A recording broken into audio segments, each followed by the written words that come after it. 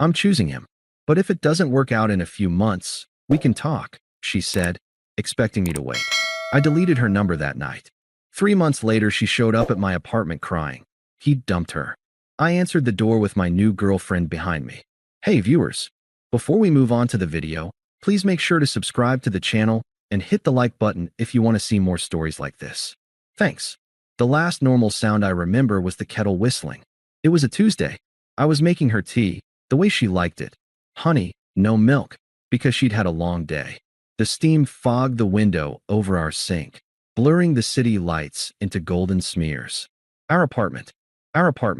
For 2 years, it had been a sanctuary. Now, it just felt like a set waiting for the scene to start. I'd felt the distance growing for weeks, a slow leak in a tire. Sarah had become a ghost in her own life, smiling at me through a pane of glass. Her phone, once left casually on the couch, now lived in her clenched fist or screened down on her thigh. The laughter that used to echo in our tiny kitchen had been replaced by the tense tap-tap-tap of her thumbs on glass.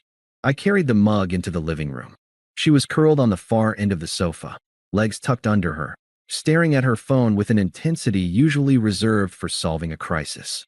A faint smile touched her lips. It vanished when she saw me. Thanks, she said, taking the mug without looking at me. Her thumb continued to scroll. Bad day? I asked, sitting in the armchair opposite, not next to her. A new habit. No, just long. She finally put the phone down, but placed it face down on the cushion beside her. A fortress wall. You? It was okay. The Henderson Project got the green light. That's great, she said, her voice a flat, practiced line. Her eyes drifted back to the silent black rectangle of her phone. The silence wasn't peaceful. It was heavy, loaded. It was the silence of something rotting. I took a breath. The plan had been to ease into it, to ask gentle questions. But the weight of it all, the silent dinners, the canceled plans, the way she flinched last week when I went to kiss her goodnight, it cracked something open in me. Who's Leo? The question hung in the air, simple and brutal. Her head snapped up. The color drained from her face, then flooded back in two bright, guilty spots on her cheeks. It was all the confirmation I needed. I'd seen the name last week, a notification that flashed on her locked screen as she showered. Leo. Can't stop thinking about last night, winking face. I told myself it was a friend from work, a joke. But my gut, that quiet, loyal dog I'd been ignoring, knew. What? She breathed, but it was weak. A reflex. Leo. Your coworker. The one you've been texting until 2 a.m. The one you had late work drinks with last Thursday. Who is he to you, Sarah? She didn't try to deny it. Instead, a strange relief seemed to wash over her, mixed with a defensive anger. She drew her knees up to her chest, wrapping her arms around them. Not a posture of sadness, but of fortification. He's a friend. He gets me. Gets you. I repeated the words, letting their hollow echo fill the space. And I don't. It's not that you don't, she said, her voice gaining a rehearsed momentum. It's just with you, it's all so planned. So safe.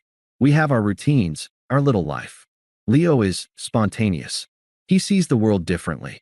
He makes me feel alive. Each word was a polished stone she'd been collecting, turning over in her mind. They tumbled out, clinical and cruel. Alive, I said. The word tasted like ash. I thought of holding her hair back while she was sick with food poisoning. Of driving across town at 3 a.m. to pick her up when her car broke down. Of the quiet, steadfast living we'd done together. That wasn't alive to her. It was boring. I love you, she said, and it was the worst thing she could have said. But I'm not in love with you anymore. It's like, you're my best friend. And Leo, he's a spark. I need that spark. I just looked at her. I didn't cry. I didn't raise my voice. I just sat in the wreckage of our life and listened to her narrate the tour. The calm that settled over me was glacial. She mistook my silence for acquiescence, for the passive acceptance she'd just accused me of. Her posture softened slightly. She uncurled herself and leaned forward, her voice dropping into a confidential, almost tender tone. This was the real performance. Look, she said, reaching out to place her hand on my knee. I didn't pull away. I just looked at her hand, this familiar thing that now felt like a stranger's. I'm choosing him. I have to see where this goes. It feels important. She paused, searching my face for the devastation she expected, finding only stillness, she continued, her words weaving the ultimate insult. But he's unpredictable. You know? It might not work out. He's not stable like you are. She said stable like it was a disease. So I just need some time. A few months. If it doesn't work out with him, we can talk. Okay. She squeezed my knee, a parody of comfort. A promise of future scraps from her table. Just don't hate me. Don't close any doors. Can you do that for me? The full, breathtaking audacity of it crashed over me. I wasn't a person to her. I was a pension plan. A reliable, boring fund she could cash in if her risky investment tanked. She had chosen to leave, but she demanded I hold my breath, my life, in suspension until she decided if her choice was worthy. The loyalty, the comfort, the safety she derided. She wanted to keep it on retainer. My heart didn't break in that moment. It turned to something else. Something cold and hard and clear. The love I'd felt didn't vanish. It was instantly fossilized, a relic of a man I no longer was. I slowly, deliberately, lifted her hand from my knee and placed it back in her own lap. The contact felt toxic. I looked into her eyes, and I saw no malice, just a profound, unshakable entitlement. That was worse. I understand, I said, my voice quiet, flat, and utterly final. The confusion that flickered in her eyes was the first satisfying thing I'd felt in weeks. She was prepared for tears, for yelling, for begging. She was prepared for a messy, emotional scene that would validate her choice. See, he's so dramatic, so needy. She was not prepared for a quiet man looking at her like she was a complicated problem he had just solved. She was not prepared to be understood and dismissed in the same breath. She opened her mouth, perhaps to clarify, to explain more, to ensure her safety net was securely fastened. But I was already gone. She left an hour later. She packed a hastily filled suitcase, her movements jerky and nervous, waiting for the other shoe to drop. It never did. I sat in the same armchair, watching her with the detached curiosity of a naturalist observing a strange creature. When the suitcase zipper screeched in the quiet, she finally broke. Aren't you going to say anything? Her voice was sharp, frayed at the edges. I looked at her, at the suitcase, at the door. Drive safe.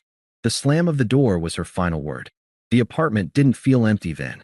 It felt still, cleansed of a terrible, humming tension I'd grown so used to I'd forgotten it was there. I didn't move for a long time. I listened to the silence. Then, I got up and began. I started in the bathroom. Her side of the counter. A hairdryer, 3 kinds of moisturizer, a ceramic jar full of bobby pins and elastics. I placed them neatly into a cardboard box I'd broken down from the recycling. I didn't smell her shampoo on the bottles. I just saw objects that needed relocating. From the shower caddy, I removed her floral-scented scrub and a razor with a pink handle. I wiped down the now empty spaces. I moved to the bedroom. My hands were steady. From the closet, I took the dresses she'd left, the sweaters she'd deemed off-season. I folded them with a precision I didn't know I possessed, creating sharp, orderly rectangles of fabric. I emptied her nightstand drawer, a half-read novel, a charging cable, a bottle of melatonin, a packet of tissues. The impersonal detritus of a shared life. The living room was next. The throw pillow she loved, the cozy blanket she'd always hogged. A water glass she'd used that morning, still sitting on a coaster. I washed it, dried it, and placed it in the box with the other things. There was no rage in it. No cathartic hurling of memories. This was an exorcism performed with surgical calm. I was not erasing her. I was auditing inventory and removing what no longer belonged. With every item packed, the space felt more like my own. Lighter. The last thing was the hardest, not emotionally, but logistically. The framed photo on the bookshelf. Us, at a friend's wedding a year ago, smiling, her head on my shoulder. I didn't open the frame. I didn't stare at it. I simply placed the entire thing, frame and all, face down in the last box. Click. Final entry. For boxes. That's what 2 years boiled down to. I taped them shut, the sound loud and definitive in the quiet apartment. I wrote Sarah in bold black marker on each one and lined them up by the front door like obedient soldiers. Then, and only then, I took out my phone. I navigated to her contact. A picture of her laughing, sunlight in her hair. I felt nothing. I hit edit. I deleted the number. I deleted the photo. I saved the contact as just Sarah, a blank, generic entry. Then I opened my messaging app, found our thread, a cascade of old I love yous, grocery lists, and memes that had slowly tapered into running late and K. I tapped the top right. Block this caller. A confirmation pop-up appeared. Block Sarah? I hit block. It was that simple. The digital cord cut. I sent one final text to the number I had just deleted but still knew by heart. It was 11:47 p.m. Me. Your remaining belongings are packed and by the front door. They will be outside apartment 4B tomorrow from 5 to 7 p.m. for pickup. After 7 p.m., they will be donated. The key to this apartment no longer works. I didn't wait for a reply. I put my phone on silent, went to bed, and slept a deep, dreamless sleep for the first time in months.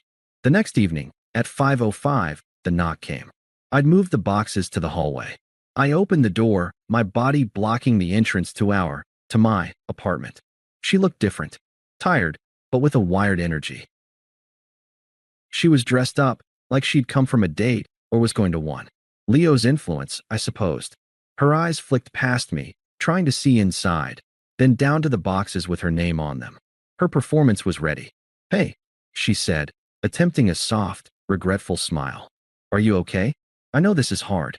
I barely slept. I didn't answer the question. "Your things are there," I said, nodding to the boxes. She flinched, thrown by the lack of script. "Right? Yeah." She hesitated, shifting her weight. I want you to know this is really difficult for me too. But it's for the best. For both of us." We were in a rut. I remained silent, leaning against the door jamb, waiting for her to finish so I could go back inside. Her frustration began to peek through the carefully constructed mask of compassionate dumper. "You're not even going to fight for us?" she asked, a brittle laugh escaping her. "See, this is what I mean. You're just so passive. You're just accepting it. Where's the emotion? Where's the fight?" There it was. The final, twisted logic. She wanted to be fought for. She wanted a grand, dramatic proof of her worth, even as she walked away. My calmness wasn't dignity to her. It was an insult. It denied her the starring role in the breakup tragedy. I finally pushed off from the doorframe and stood straight. I looked at her, really looked, not at the Sarah I'd loved, but at the person standing before me. The entitlement was still there, now tinged with panic because her show was falling flat. "There's nothing to fight for," I said, my voice even, devoid of the heat she so desperately wanted. "You made a choice. I'm making mine." Her mouth opened, but no sound came out. The script was in tatters. "Goodbye, Sarah." I stepped back into my apartment and closed the door. I heard a small, shocked sound from the other side. A gasp, maybe the beginning of a word. Then, after a long minute, the sound of boxes being shuffled, dragged down the hall. The distant groan of the elevator. I walked to the kitchen, poured a glass of water, and drank it slowly, looking out at the now clear night. The silence was no longer heavy. It was peaceful. It was mine. The ghosting had begun. Not the petty, immature kind. The kind that was a natural consequence. When you treat someone like an option, you shouldn't be surprised to find yourself one day deleted from their world. I had simply accepted the demotion she'd given me, and in doing so, had fired her from my life entirely. The first week was a void, not of sadness, but of sensation. I moved through my days like an astronaut untethered in silent space. The absence of her was not a pain, it was a neutral fact. The apartment, now truly mine, echoed with a quiet I learned to appreciate. I ate when I was hungry, slept through the night, and left a mug in the sink without a twinge of guilt. I didn't look for her. I had blocked her number, but I'd also blocked her on every social platform in a single, methodical hour. I wasn't strong, I was thorough. I knew a moment of weakness could come from a stray photo, a tagged post. I eliminated the possibility. To her digital world, I simply ceased to exist. But the real world has threads, and ours were woven through mutual friends. They became my unwilling, fuzzy window into the karma that was beginning to simmer. The first thread was Mark, a friend from college who tried to stay neutral. "Hey, man, just checking in," he said over a beer a fortnight later. He fidgeted with his bottle. "So, Sarah and Leo, huh?" That was sudden. "It was her choice," I said, taking a sip. My voice held no emotion. It was a weather report. "Yeah, she's really excited. Says he's electric." Mark made air quotes, his face uneasy. They're already talking about a weekend trip to the coast. Good for her, I said, and I meant it. The farther and faster she ran, the better. Mark looked at me, searching for bitterness, for a crack. He found only calm terrain. You're taking this really well. There's nothing to take, I said. It's done. The next thread was Qley, who was closer to Sarah and whose loyalty was thinner. Her update came a month in, via a text that vibrated with gossipy unease. Qley, okay so? Coast trip got canceled. Leo apparently double-booked with friends from out of town. Sarah was pissed, called him unreliable. I swear she used the word flaky. I didn't reply. The text was information, not an opening. I deleted it. My own life was slowly filling the space she'd vacated. I joined a climbing gym, finding a grim satisfaction in the purely physical struggle. I buried myself in the Henderson Project, delivering work that was sharper, more creative, without the constant drain of someone else's emotional static. I reconnected with friends I'd gently neglected, the ones who asked about me, not about us. I was rebuilding a man, piece by piece, and the blueprint was my own. The second month, the threads grew darker. I ran into Priya, a former co-worker of Sarah's, at the supermarket. Her eyes widened with pity when she saw me. Oh, hi. God, I heard about everything. How are you holding up? I'm well, thanks. How's the new job? She blinked, thrown by the normalcy. It's good. I'm good. She leaned in, her voice dropping. Listen, between us. Sarah's not. She came by the old office last week for lunch. Looked exhausted. Said Leo is a lot. Threw a tantrum at a nice restaurant because the wine wasn't to his liking. She spent the whole lunch comparing him to you, saying how you'd never make a scene. Priya shook her head. It was uncomfortable. A strange, quiet feeling bloomed in my chest. It wasn't schadenfreude. It was validation. The universe was simply proving a theorem I'd already solved. Unstable things are unstable. I hope she figures it out, I said, and it was the truth. I hoped she'd figure it out far away from me. The final thread snapped about 10 weeks in. It was Dave, a mutual friend who had initially been firmly Team Sarah. His call was brusque, awkward. Hey, you heard, I guess. Heard what, Dave? About Leo. The guy's a total piece of work. Dumped her. Via text, if you can believe it. I could believe it. I said nothing. Dave barreled on, his tone now one of grievance, as if Sarah's poor judgment had personally inconvenienced him. Yeah, some bullshit text about her being too needy and living in the past. Can you imagine? After everything she left for him. She's a wreck. Absolutely shattered. I waited. I knew what was coming. So, she's going to reach out, man. She's real sorry. I think you should hear her out. Everyone deserves a second chance, right? I looked out my window at the city lights, my reflection clear and calm in the glass. Dave, I said, my voice flat. The moment she chose to leave, she used up every chance she had with me. My involvement ended then. Don't call me to mediate her regrets. I hung up. The circle was complete. The spark had burned her down to cinders. The unpredictable, exciting future had lasted less than a season. And now, the safety net she'd so arrogantly assumed would be there was about to get a very firm answer. The outreach began as I knew it would. First, a text from an unknown number the day after Dave's call. Unknown. Hey, it's Sarah. I heard you moved. Hope you're okay. Can we talk? I stared at the number. No apology. No acknowledgement of the nuclear bomb she'd dropped. Just a casual hey, as if 3 months of silence and a different man were a minor misunderstanding. I deleted it. 2 days later, a voicemail. Her voice was thick, choked, the performance of remorse. It's me. Look, I made a huge mistake. The biggest of my life. Leo was not who I thought. He was cruel. What you and I had was real. It was safe, and I was too stupid to see that safe is everything. Please call me. I need to hear your voice. I saved the voicemail, not out of sentiment, but as a digital trophy, a perfect, preserved specimen of hypocrisy. I did not call. Then, the flying monkeys. Her sister, Melissa, whose number I still had. James. It's Mel. Her tone was imperious, the family entitlement clearly genetic. Sarah's really hurting. That asshole did a number on her. The least you could do is hear her out. Be the bigger person. Be a man about it. I felt a flicker of cold amusement. Melissa, I said, my voice polite and impenetrable. My responsibility to Sarah ended the moment she chose to leave. I am not her emotional support option. Do not contact me again. I ended the call and blocked her number too. The fortress was sealed, but entitlement doesn't respect walls. It believes doors should always open for it. It was a Tuesday night, almost poetically mirroring the night it had begun. Rain sheeted down my living room window. I was in the kitchen, the air rich with the smell of garlic and red wine. Maya stood beside me, stirring a simmering pan of bolognese. She was telling a story about a difficult client, her hands animated, her eyes rolling with affectionate exasperation. We'd been dating for 6 weeks. It was easy. It was light. She was a warm, steady presence who asked for nothing but companionship and gave the same freely. The knock on the door was intrusive, out of sync with the soft jazz and the rain. "You expecting someone?" Maya asked, glancing at the time.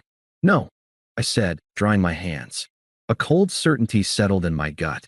I walked to the door and opened it. There she stood, Sarah. Drenched, her hair plastered to her skull, mascara bleeding down her cheeks in black trails. She looked smaller, deflated, a waterlogged version of the woman who'd left. Her eyes, wide and desperate, locked onto mine. "You didn't answer any of my..." She began, her voice a shaky ruin. "Sarah," I said, my tone neutral, my body firmly blocking the doorway. "What are you doing here? I need to talk to you. Please." The please was a ragged sob. I was so stupid. So stupid. Leo, he used me. He said awful things. Everything you were, he wasn't. You were kind. You were steady. I see it now. I see everything now. I want to fix this. I want to come home."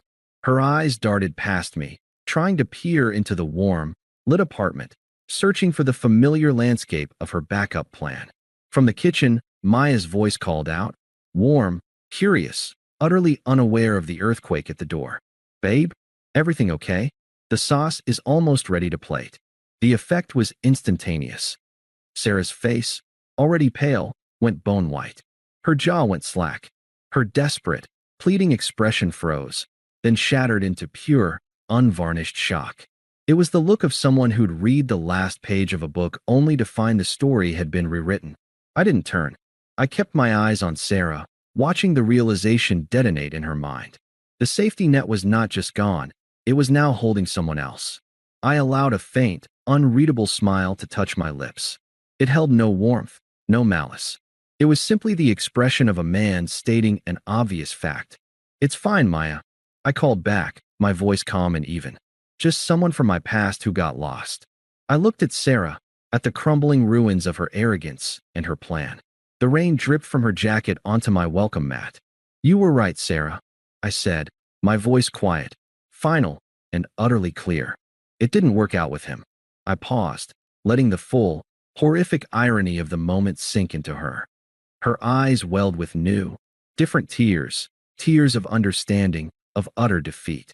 "But you were wrong about everything else," I continued. "We have nothing to talk about." My life moved on. I took a slight step back, my hand on the door. "I suggest you do the same." I closed the door. The soft, definitive click of the latch was the period at the end of the sentence. I stood there for a second listening. I heard a choked sound, a muffled sob, and then the slow, shuffling footsteps retreating down the hall. I turned. Maya was leaning against the kitchen doorway, a gentle question in her eyes. "Everything all right?" I walked to her, the scent of garlic and herbs and her perfume enveloping me. I put my hands on her waist and kissed her forehead. "Just a ghost," I said, and for the first time that night, my voice was warm, infused with a present and tangible love. "Now, about that sauce, it smells incredible." She smiled, the question fading, trust replacing it. "It is. You're gonna love it." As I helped her plate the food, I felt it, a profound, quiet lightness. No anger, no lingering pain, not even pity. Just the serene, unshakable knowledge that the past was finally, completely, just that. The ghost had come calling, and finding no one home, had simply faded away for good. Thanks for watching.